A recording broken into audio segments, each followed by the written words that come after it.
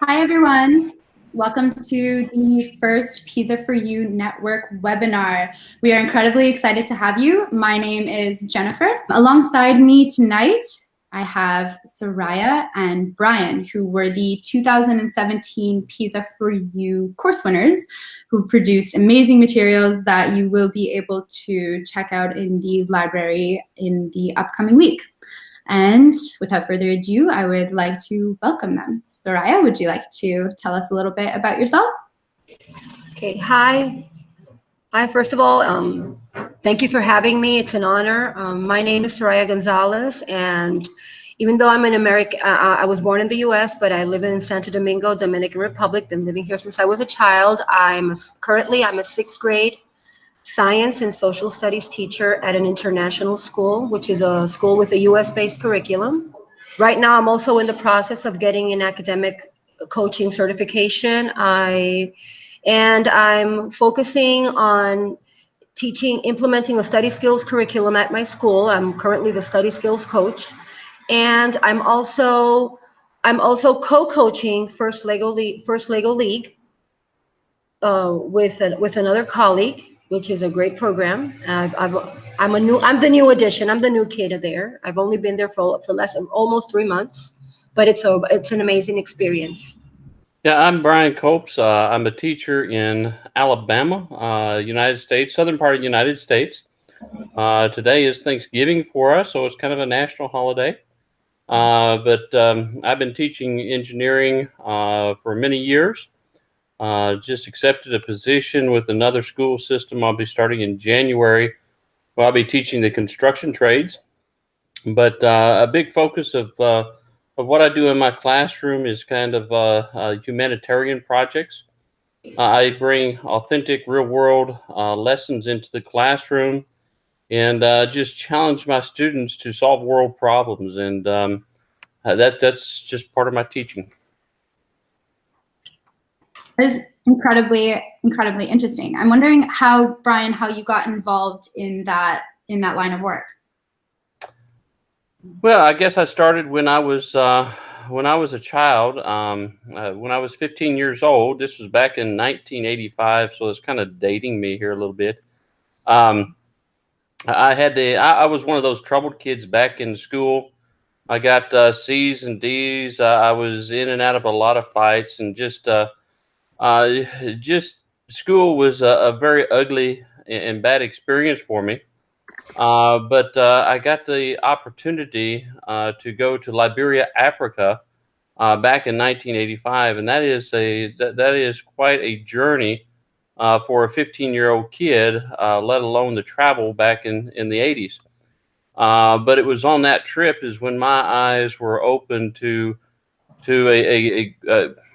I guess world issues. Seeing people live in mud huts and different things, which in the United States we would never dream of that.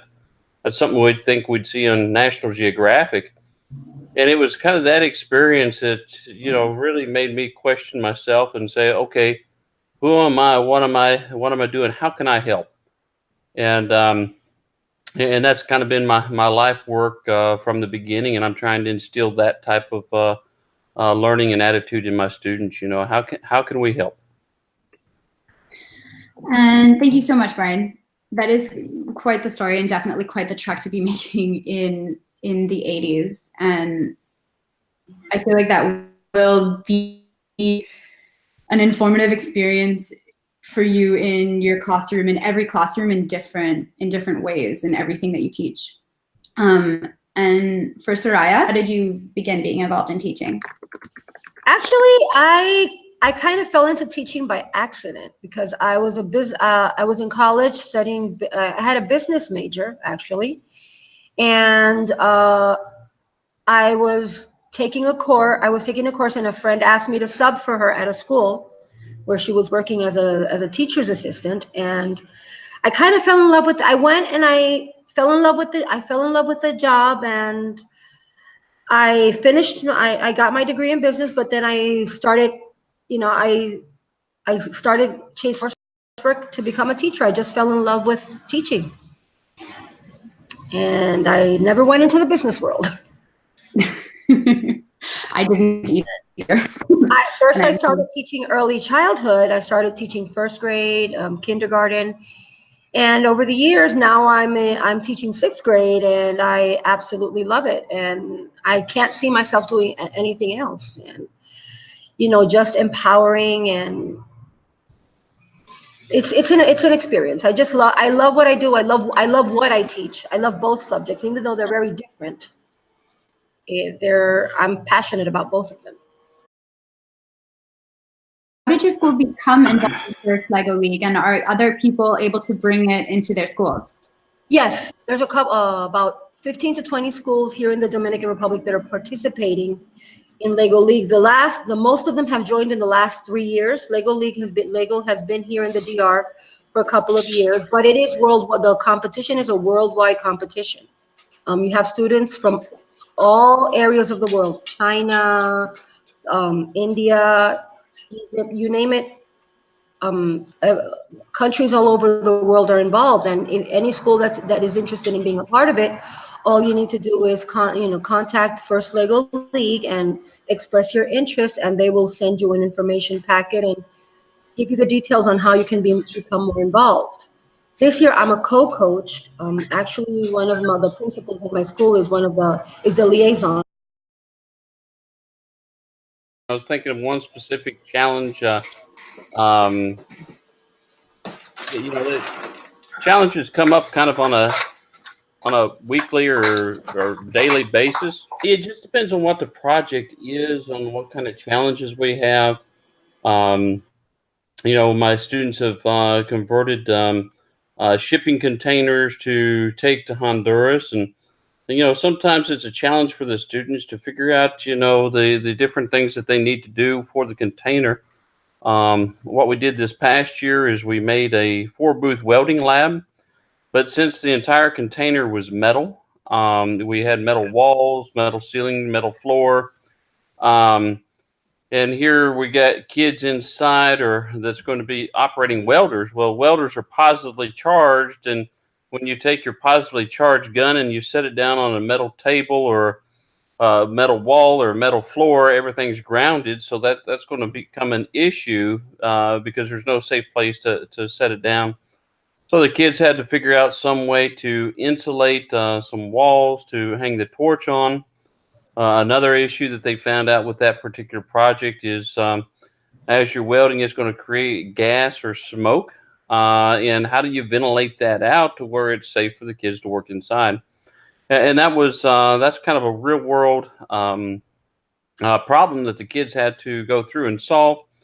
Some other things that we've done in the past is the students designed a hydroelectric power plant to send to Honduras. But the challenge is how do we make something that's portable that we can build in the United States and send down, and then we got to put it in the river, and the river will rise and fall 20 feet during the rainy and dry season. So they decided to use a pontoon boat as the platform. That way the power plant would rise and fall with the river. So a lot of it's just, you got to look at the task at hand. What I always tell the kids, I don't have the solutions. We have to go on this journey together, and I learn with the students. So we learn together, and we solve problems collectively as a class or as a team. Starting these projects, and of course working with kids and youth and young adults and in general in education, it can be hard to both keep our patience as well as our motivation up. And I think that has been very useful to me this particular year. For example, on the first day of school, I let my students come in and sit wherever they wanted. I let them pick their study buddies. I said, I will let you sit wherever you want. However, these are my rules. I gave them very clear, short expectations. My class rules are only 4 this year. I only have 4 class rules, all based on positive behavior, discipline, and mutual respect. And I let them come in and sit wherever they want. And I said, the only thing is, you have to follow my rules. You have to meet my expectations. And if for whatever reason I see that that's not happening, then I'm going to choose your seat for you. And so far that's worked wonders. I have very little discipline problems this year. I have a very happy group of students. And I do have, like every teacher, we do have the class clown, we have the chatterbox, but it helps me, when they know what the expectations are and what they're supposed to do, and they have clear expectations. They do their best to meet my expectations, and so far it's been a great experience and with great results. That's definitely helpful. So having student agency is really key in being able to foster both motivation as well as respect. And another thing, sorry to interrupt, like open communication. I make my students aware that I'm there. If you have a question, please do not hesitate. No question is too big, too small, too ridiculous. I'm open to whatever question you have, and I try to let them know that they can come to me for whatever doubt they have. That has been helpful as well. I think it's just seeing the big picture at the end, like kind of keeping your eye focused on at the light at the end of the tunnel, so to speak. Sometimes some groups can be more challenging than others, and just for me, I just try to find the positive. When I get faced with whatever challenge, be it a challenging situation or a challenging student, I just try to focus on the positive and give the situation my all and my personal best. I guess some of the things that I do is I try to set smaller goals to get to the large goals. So once the students start seeing successes as they come along, then they get more excited and want to see more and more and more. So it's kind of a retraining of our students' thinking. It's a very, very good point that Soraya had also brought up with me when we chatted the other day about how one of her students was having a tougher time, and then through the process of working with Lego League, they went from kind of a bit behind in their class towards being one of the stronger students. And that's an incredibly rewarding experience to have as an educator, as well as for the student. I think reflecting back on our educational experiences, we have all had those, or in our workplaces if we're not necessarily working as teachers. I think one challenge that we as teachers tend to face sometimes is not having the resources that we would like or need available.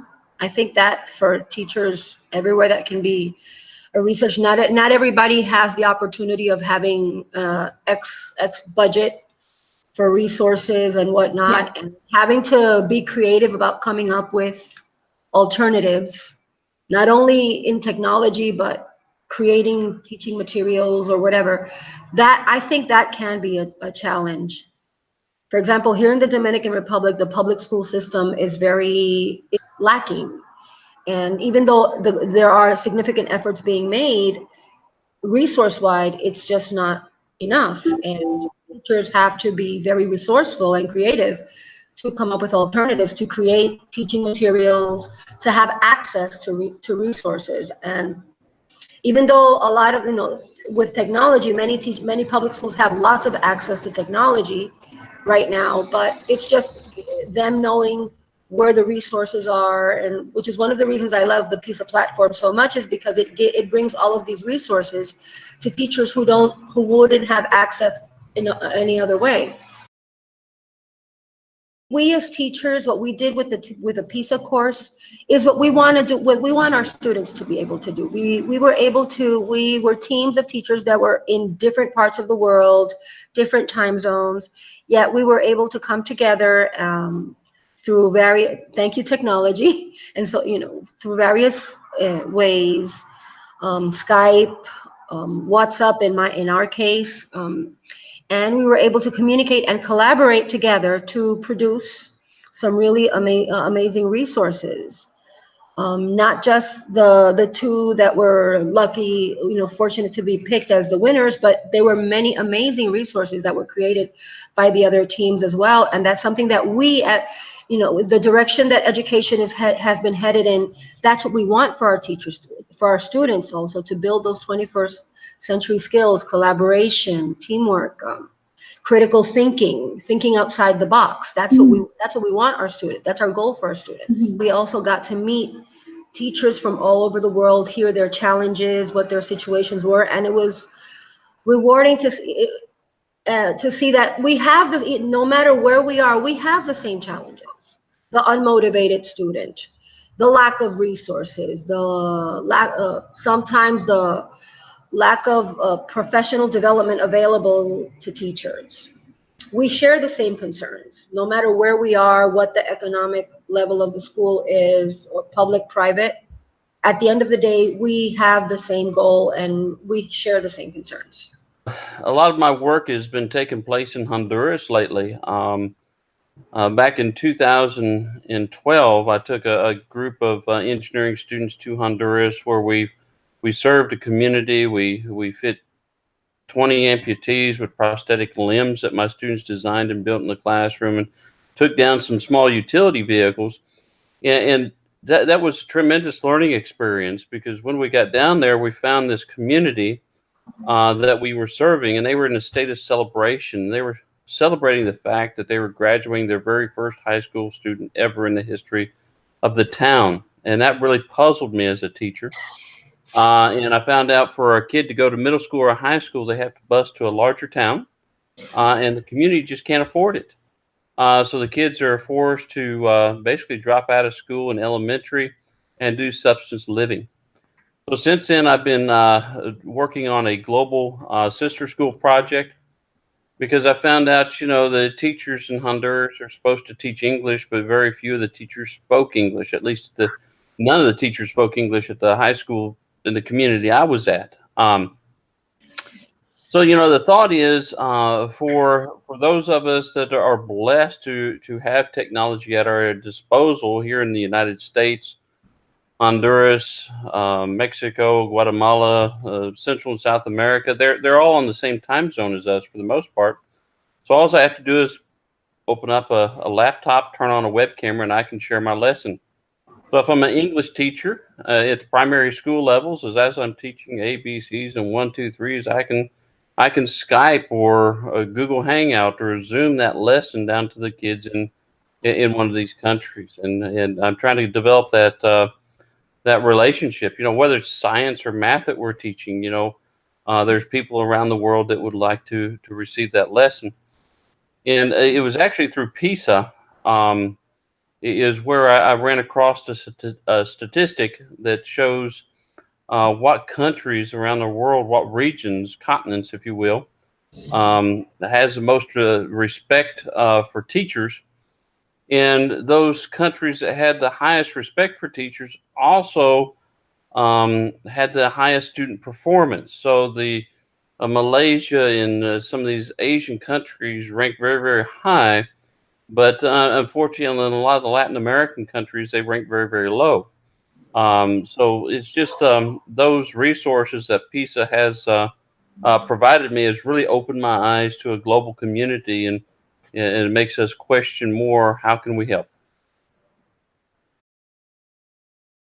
Bringing those real world problems to our students and giving them the opportunity to come up with solutions, and, you know, giving them the chance to take a part of it, and a part of that solution, and empowering them to make those decisions and come up with their own ideas and resources and collaborate with each other. Precisely that. Mm-hmm. That was a great definition, and a lot of it's just empowering the kids and valuing their opinion and their thoughts on it. You know, so often teachers are standing in front of the classroom, and they don't want to relinquish that power over to their students, because the teachers think that they're the experts in the room and they've got all knowledge, and their students' opinions isn't valuable. You know, as a teacher, you know, I tell the students, hey, I'm probably the least knowledgeable in the room. You know, collectively, we're going to solve this together. So a lot of what I'm hearing is it's really based on respect, as well as the previous point that you had brought up. And I think that respect between teachers and students is an incredibly important aspect of the relationship building that is necessary to create stronger students, stronger curriculum, stronger just everything essentially. And I'm just wondering, what ways can teachers work to foster respect in their classroom, both between them and their students, as well as between the students? Okay, I'm a firm believer in building as strong a relationship as possible with my students. I give them choices. I give them lots of choices and privileges. And because I believe that with motivated students, even if you might not have the most gifted academically gifted students, but if you've got motivated students, you can do anything. You can do anything. And I think the basis of keeping your students motivated is building a good rapport, providing a respectful, positive classroom environment, an environment where when your students walk in, they feel that they have a voice, that they do have a voice, that they have control of what they're learning and how they're learning it. And I try to establish a climate of positive mutual respect. I respect you, you respect me, and so the results have been pretty great so far. I cannot complain. I have to say I've been blessed with a great group of kids who are extremely motivated, and I just try to keep their motivation. Going. And if I see that for one moment someone or a group is not as motivated as I would like for them to be, I try to come up with ways of keeping them engaged and to keep the motivation level up. Because when the students are motivated, you can do anything, and they do anything, and they amaze themselves, and they amaze us, the teachers. Mm-hmm. Passing it to you, Ryan. Mm-hmm. How do you build and foster respect with your students and the kids and youth you work with? Well, the first day of school, most teachers will go over the classroom rules and different things, and they rotate, I think six or seven periods at our school, and the kids are hearing the same thing over and over and over. Well, I handle it just a little bit different, and I talk about integrity. Really, integrity boils down to doing the right thing even when nobody's looking. And, I just told the kids, I said, if we have integrity, if we have a high integrity level, why do we need classroom rules? You guys know the difference between right and wrong. So why do I need to be up here and give you a list of rules? I said, if you just have high integrity, we're not going to have any problems, because you're gonna be meeting my expectations and different things like this, and typically the kids respond very, very well to that. Again, I have very little discipline problem, but most of the time, I think it's not. I don't have discipline problems because of who I am as a teacher, but I think a lot of it is. The students enjoy coming to the classroom because they're engaged in real world, hands-on, authentic problems. Now, if I'm a teacher just lecturing up in the room, the kids get bored. Mm-hmm. And when kids get bored, they act out. So a lot of the time, we have to learn how, as teachers, to get away from the lecture style teaching to engage students in their own learning. And once we do that, I think we'll see a lot of our discipline problems and our motivation issues disappear. Well, one thing that I think of as we're talking about this conversation is my high school experience.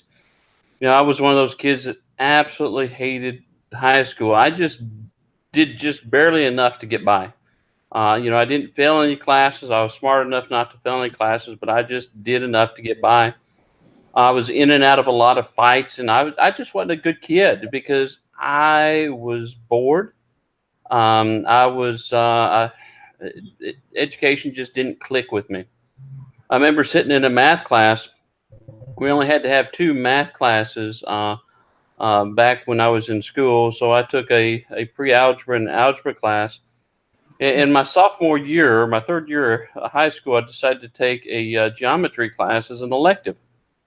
And I remember sitting in that class, and the math teacher, she's probably a good math teacher, but she was talking about postulates, proofs, and theorems, and I didn't understand. And I said, "Tell me how these things are used in real world application." And she couldn't. She couldn't explain it to me. So therefore, the concept just went over my head, and I shut down as a student. I'm like, I don't understand, and I just checked out. I actually just dropped out of the math class and didn't take another math class until I got to college.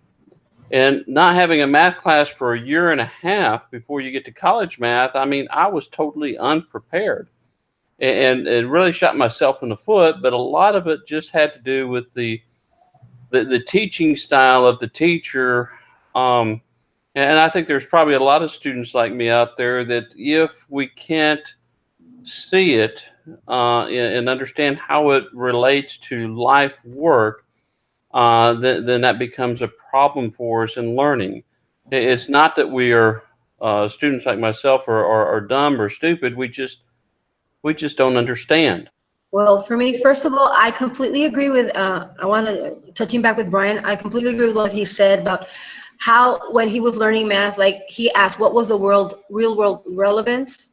And the way I've seen today, recently, newer teachers, how math is being taught with that real world application, I find myself constantly saying, I wish I learned math that way, because I always struggled with math in school. And now that I'm seeing it through the eyes of my students, how they're learning it, I'm like, wow, now I get it. Now, X number of years later after school, now I'm finally getting it. Now I'm seeing the application. I'm not going to say that I don't use textbooks, because sometimes I do, especially but in my science class, but I use it more as a resource. It's not the basis of my teaching. For example, I use interactive notebooks in my class, and my kids love that. Which it gives them more control of the information that they're handling and how they're processing their information. We also do a lot of hands-on learning, and they have to construct their knowledge using other resources. I use digital books. I use online. I have access to videos, web quests. We do DBQs, learning stations. So do each of your students have their own like gear essentially? My students, we do have access to iPads, a class set of iPads in the school, but most of my students are available, can bring their own devices. Okay. So that's not that big of a problem. But even for classes that don't have those resources, if you can just have like one iPad, one laptop that the kids can use or share, a lot can be done. Okay. Just 1 or 2 devices in the classroom. I even have my kids using their phones sometimes. Okay. And not everybody might agree with that practice, but I feel like they're going to do it anyway. Let's just embrace it. But they use their phones for research. Like, for example, I use Kahoot, for example, or quizzes, and I give them a bell when they walk into my classroom. There's a bell ringer, and they have to complete a quizzes or a Kahoot activity using their cell phone. And it engages them the minute they walk in the door. And that's not extra planning. It's just using additional resources in a different way, rather than paper and pencil. Mm-hmm. As for burnout, I think in my case, it depends on the time of the year when you ask me that. When you ask me. How is November feeling right now? Well, actually, right now I'm involved in a PBL. We're finishing up a PBL, so it's what's a PBL? A project-based learning, problem-based, project-based learning. We're doing a cultural PBL in my classroom, so there's a lot going on right now. But So it's a little overwhelming. I'm not going to say it's overwhelming. It's just a lot, but I just try to organize, take it step by step. But I wouldn't say it's overwhelming. No, it's just a different way of doing it. It's just planning a little bit differently. But once you get the hang of it, it kind of does itself. That's the cool thing about PBL. You just started, but it takes a life of its own. And the students get very empowered. They take total control of it. Gosh, that was a lot of wisdom, Soraya. Thank you so much. As far as burnouts, I've been there before. When I first started teaching, I was very ill prepared as a teacher. My first teaching job was in a suburb of Chicago, and I was there, and I really wasn't connecting with the students. Perhaps maybe I wasn't giving the students the respect that they deserved. At times it's almost like you're almost wanting to catch the students or get the students doing something they're not supposed to be, and that became more of a focus. But anyway, after being there for 2 years, I was non-renewed, or basically I was released or fired from the job. I just wasn't a good teacher. So I moved down to Indianapolis, Indiana, where I was there for a year. And again, the same pattern was repeating itself. I hated teaching. I started getting ulcers, and when I came in, and I hated teaching. I didn't love what I was doing. I wasn't doing the kids or me any good. And again, I was released from my teaching job. I was fired a second time, and I quit teaching altogether. I think statistics. I saw a statistic somewhere that says nearly 50% of all U.S. teachers will wash out or leave teaching profession within the first 5 years. Same in Canada. Yeah. So I left teaching and went back to working construction. And I remember being there on the job site and just reflecting on my life and saying, I felt like a failure. I said I went to school for 5 years to get my teaching license, and I taught for 3 years, and I just failed. So I decided to take my tool belt off and go back into the classroom, and I've been there I've been teaching for 24 years now. But really for me, it was the connecting what I teach with the needs and the desires and the abilities of the kids. I moved down to Alabama, and I had no idea what middle school kids were capable of. I've never taught middle school before. So one night after school, I brought in an old Easy Go golf cart, and I came into, nobody even knew I brought it into the school. I parked it in the middle of the classroom. The next day I came in, I was wearing a mullet wig. I had a black ball cap and yellow safety glasses. And I was leaned up against the golf cart when the kids walked into the room, and they looked at me and they didn't recognize me, and they got real quiet and sat down in their seats. And I'm like, this is perfect. I'm going to dress like this every day. But I challenged the kids to Pimp My Ride, which was a popular TV show at the time. I remember that show.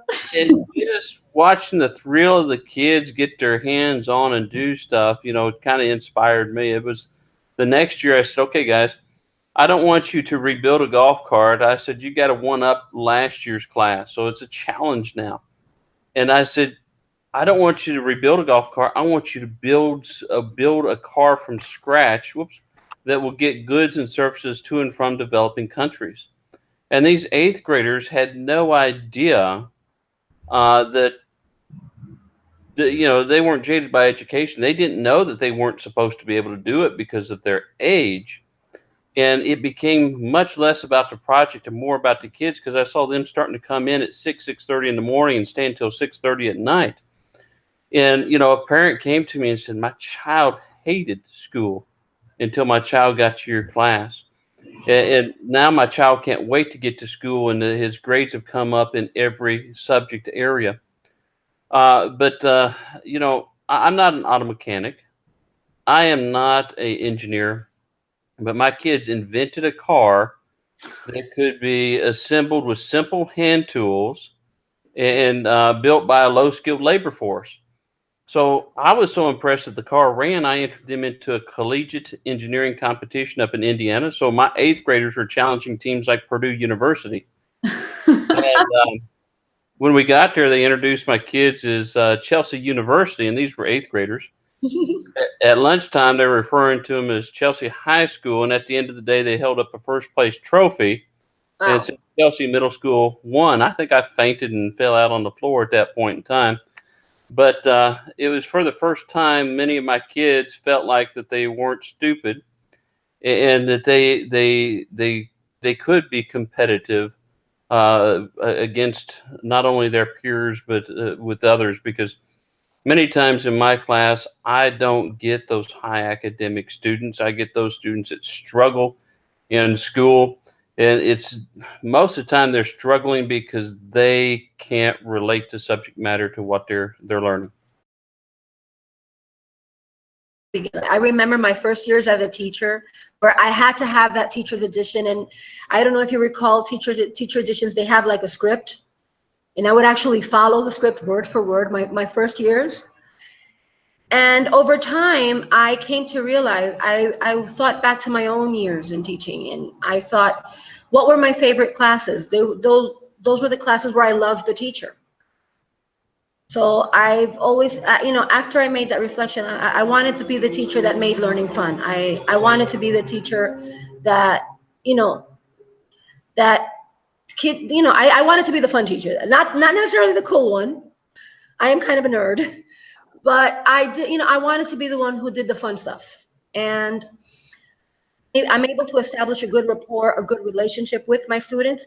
Those are the best years. Those are the best groups, and those are the years that we get more done. Those are the years that more of I feel that I'm the best teacher I can possibly be.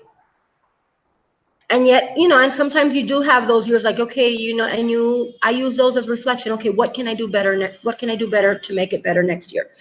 But I've always made it a point that what I teach, I try to make it fun. And one thing that has clicked for me is I've also been blessed with the fact that I'm able to teach a subject matter and content that I'm passionate about. I was an early childhood, lower elementary. I taught first grade for 15 years. Then I taught pre-K and K, and fourth grade, and I loved it. I did love it. It was fun, but we evolve as human beings. We grow, we evolve, and it stopped being fun. It stopped being fun and engaging for me.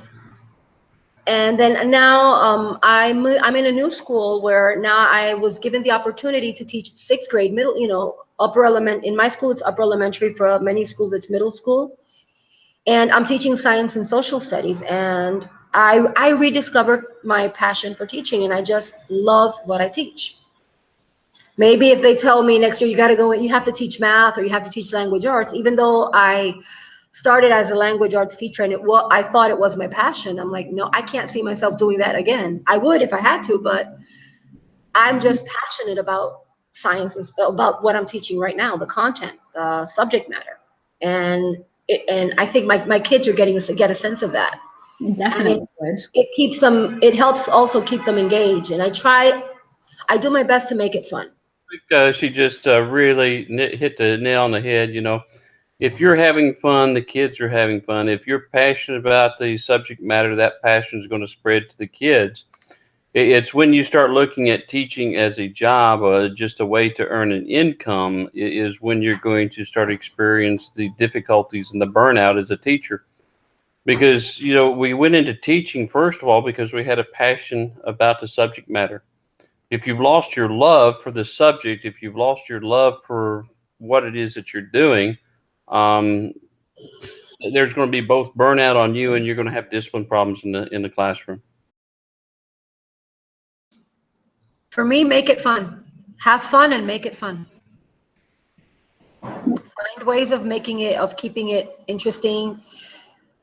Sometimes we tend to fall into a rut of doing the same thing over and over, year after year, and I've been trying to challenge myself, like, what can I do different? Even though I've been teaching the same subjects for the past 5 years.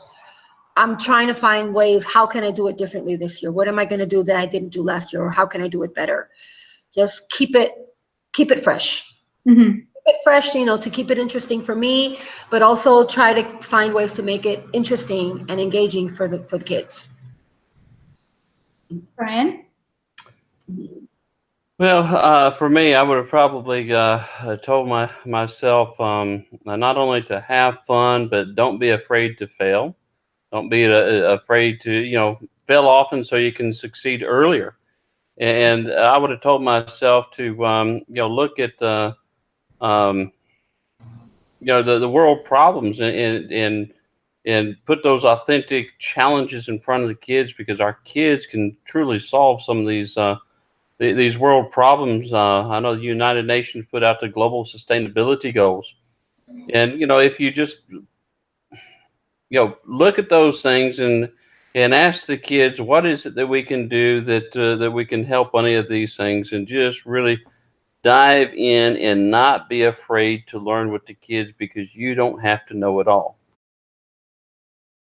And the question is, how do you work with game addicted students? They're lacking motivation and they only come to school because they have to. Have them create a game. Have them create a game.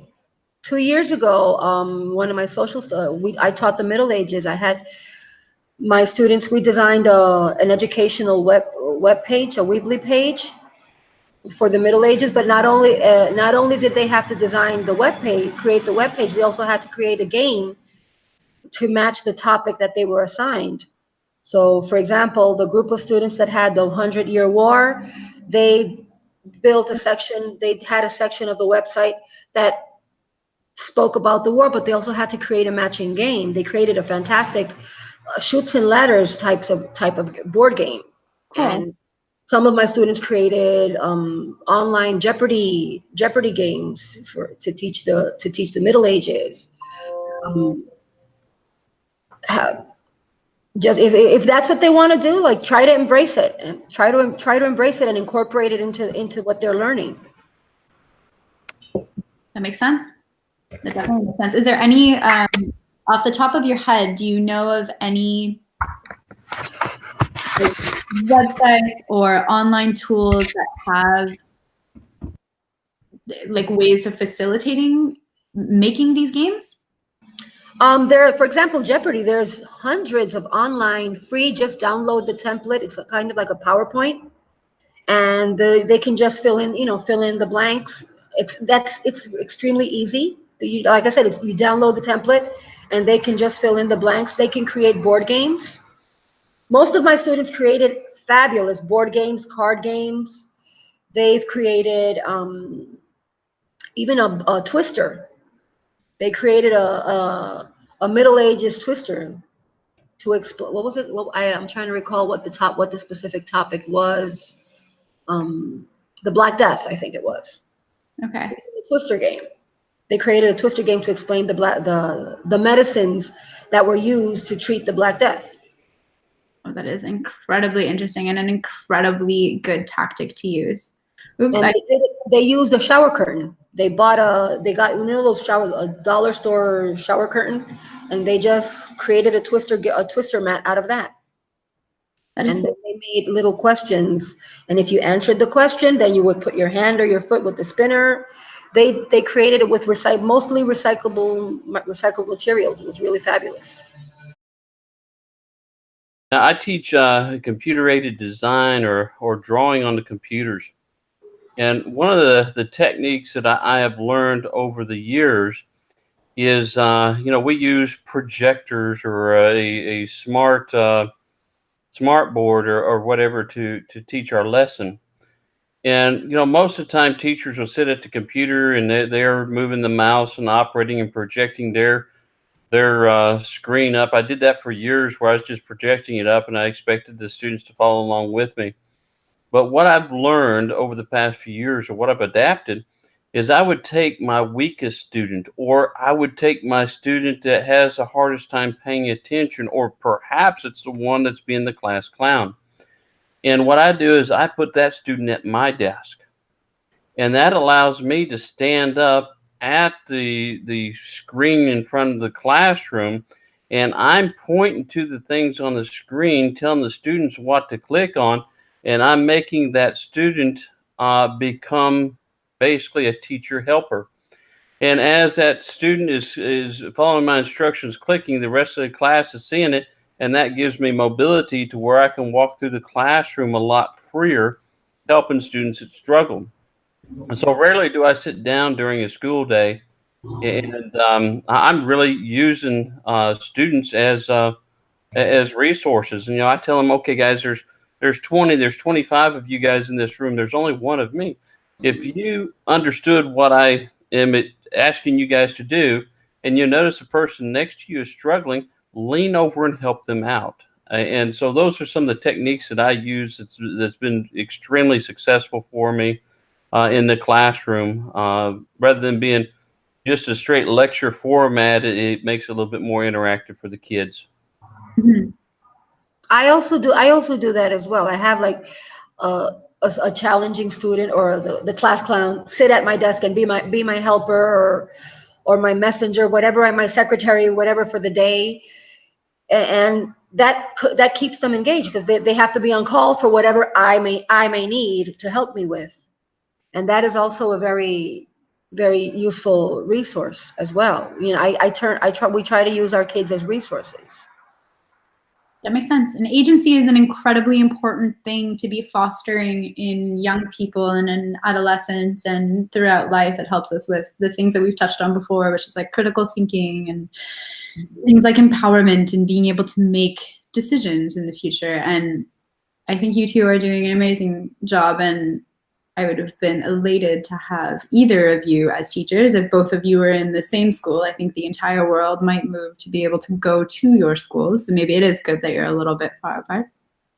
I want to thank you so much for taking the time to do this webinar. I know it was a bit of a bumpy road in a few ways, but I think it has worked out, and I genuinely appreciate your time. And I want to say thank you on behalf of the viewers as well. For the viewers and for yourselves, we will be having another webinar in about 2.5 weeks. The date is to be confirmed, but I will let everybody know.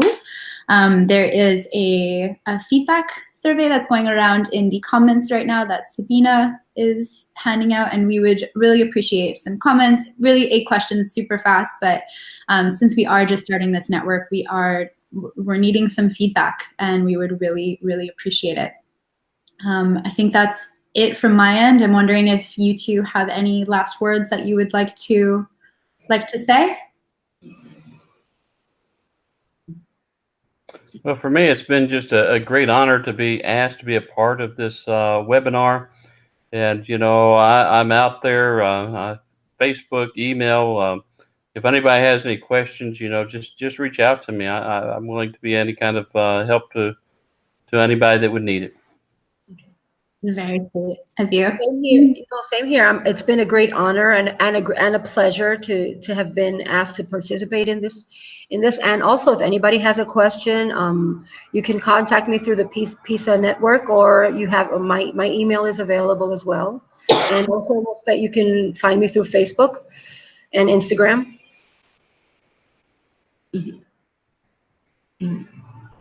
Sorry, if it's not technology, then it's your own body. Thank you, and thank you for having us.